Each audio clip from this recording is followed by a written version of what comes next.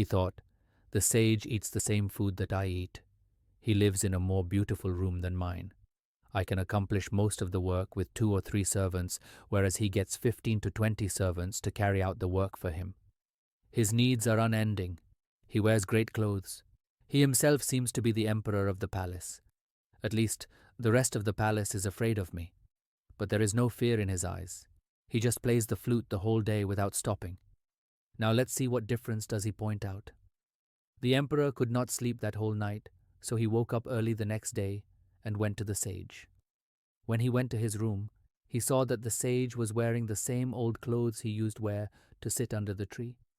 He held his bag in one hand and the flute in the other. He stood ready when the emperor said, "Come on, my lord." After that, they left the palace. On their way, they crossed the river of the village.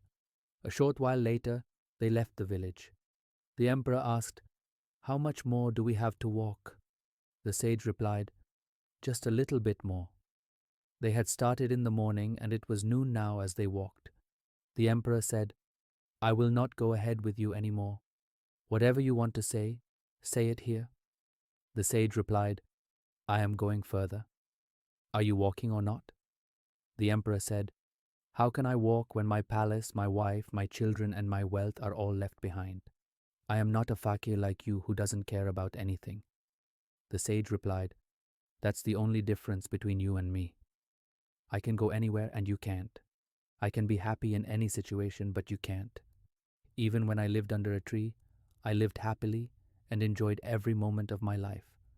Whether I was at the palace or anywhere else, I lived every minute fully, with fun and happiness. And now, even if I go somewhere else, I would still live the same way. I am all the same no matter where I live. I don't regret the past, nor worry about the future. I just live in the present because I know that life is about being in the present moment. There is a small difference between you and me. You run according to the circumstances, and I run the circumstances. Whether you'll be happy or sad depends on the events that happen around you. For me, these events are just part of the journey of life." Suddenly, the emperor realized that what have I done? I did not recognize such a wonderful man. I couldn't even sit with him and listen to him while he was with me for 6 months, because I thought that he was a hypocrite. In an instant, the emperor grabbed the sage's feet and said, "No, sir, I won't let you go now." The sage replied, "Look, I have no problem.